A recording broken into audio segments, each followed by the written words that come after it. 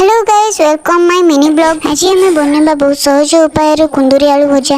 प्रथम हमें कड़े गरम कर नबा, तापरे अल्प सरसों तेल नबा। तेल गरम हो सारा पर ताते अल्प किछि फुटण पकाई नबा। फुटण भाजी हो जिवा पर तेरे सुखिला लंका और गोटा प्याज पकाई नबा। प्याज हल्का कलर आसी गला पर तापरे कटा हितवा परिबा तक हमें पकाई नबा।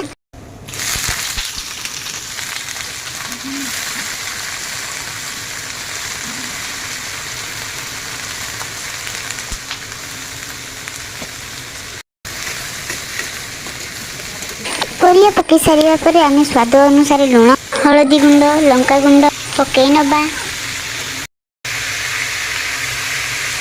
तापर आम भुजा को एपट सेपट कर 4-5 मिनट घोड़े नबा।